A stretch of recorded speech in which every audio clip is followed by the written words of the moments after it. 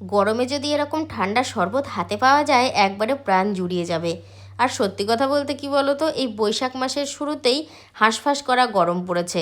এখনও তো পড়েই রইল প্রায় 3 মাস মতন, খুব গরম পড়বে। তো বিকেলবেলায় ভাবলাম কি একটু ঠান্ডা কিছু খাই, ভাবতেই আমার ঘরে যা ছিল সেইটা দিয়েই আমি বানিয়ে নিচ্ছি। এই যেমন ধরো পুদিনা পাতা, জলজিরা, কোল্ড ড্রিঙ্কস, পাতিলেবু, এটুকুই যথেষ্ট। তো তোমরাও ট্রাই করতে পারো। আমি এটা প্রথমবার বানিয়ে খেলাম, খারাপ লাগলো না, ভালোই লাগলো।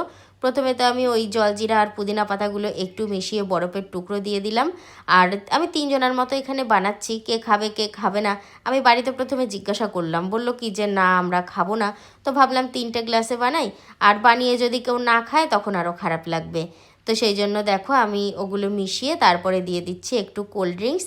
আর বন্ধুরা, আমার না একটা জিনিস খুব ভুল হয়ে গেছে জানো তো, পাতিলেবুটা একটু বেশি আমি চটকে দিয়ে ফেলেছি, যার জন্য শরবতটা খেতে একটু তেতো লাগছিল। আর ওই পাতিলেবুর রসটা যদি ঠিকঠাকভাবে পড়তো, তেতো না হতো, তাহলে কিন্তু এটার টেস্ট আরও দ্বিগুণ হয়ে যেত।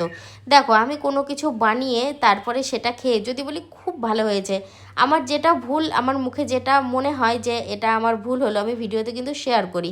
আর সবসময় বলি না যে না খুব ভালো হয়েছে, যেটা ভালো হয় অবশ্যই তো ভালো বলি আর বলবই। আর যেটা মন্দ হয় সেটা বাপু মন্দই বলতে হবে। আর সব কিছু ভালো ভালো বললে, মন্দটাকেও ভালো বললে নিজের কাছেই কেমন একটা লাগে।